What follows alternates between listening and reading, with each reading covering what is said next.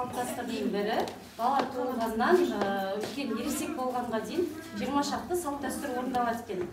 Ал бізде тұсаукесерде ала жіп қолданады және малдың тоқ ішегі қолданады екен. Ала жіп бұл біреудің ала жібін аттамасын деп ырымдап кесіледі, ал тоқ ішекпен бала бай, қуатты, дәулетті болсын, бай болсын деп кеседі екен. Және де бізде ала жіппен кескен кезде пышақты қолданады екен, қайшыны қолданбайды. Баланың болашағы қайшыланбасын деп пышақпен кеседі екен. Батырымызды беріңіз. Жаз балам, ақымыңды жаз балам. Шақыра. Асқаз балам жүрегі ғой. Ақырыңды түрегі.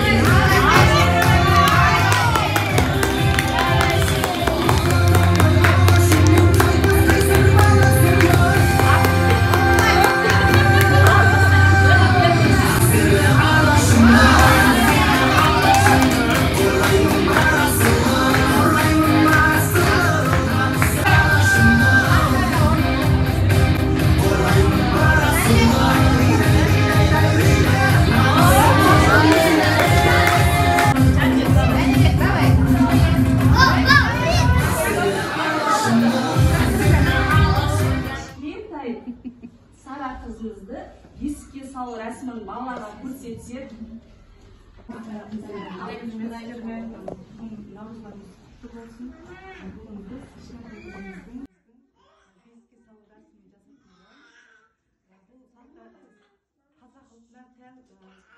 Салт-дәстүрлердің ішінде көнеден келе жатқан жоралғылардың бірі бесікке салу. Бұл 40-нан шыққаннан одан кейін барып қолы тыныш болсын деп өзінің қолынан өзі шошып боянып кетпес үшін қолын жақсылап несімен байлаймыз, бөлейміз қолын.